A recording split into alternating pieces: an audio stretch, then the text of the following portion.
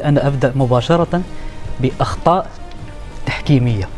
ما شاهدنا اليوم مهزلة، فضيحة، سميها جريمة في حق كرة القدم، مجزرة صراحة في حق التحكيم الإفريقي، في حق الكرة الإفريقية، في حق الكرة العالمية، من حكم مكلف بمهمة طرد المنتخب الجزائري، ليس إقصاؤه فقط من الدورة. هذا الحكم صراحة منذ البداية أظهر نيته منذ البداية. ضربة جزاء لم يحتسبها ولم يرجع حتى للفار، هذه لأول مرة تحدث. والغريب في الأمر توزيعه لبطاقات صفراء مجانية للاعبين المنتخب الجزائري، حتى إن كان اللاعب الجزائري لم يرتكب أي خطأ.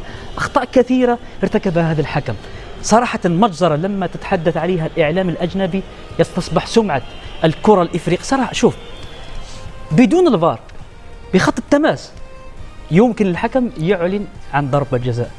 أنا استغرب، لا الفار تدخل ولا حكم التماس. الحكم التماس للعين فقط هو أكثر واحد لعب ضد المنتخب الجزائري، حتى لما تكون مخالفة جنبه لم يرفع ركلة جزاء حقيقية. نعم، ركلة بالعين جزاء المجردة، من الزاوية الأخرى، لا تحتاج إلى العين المجردة، لا تحتاج إلى أي شيء.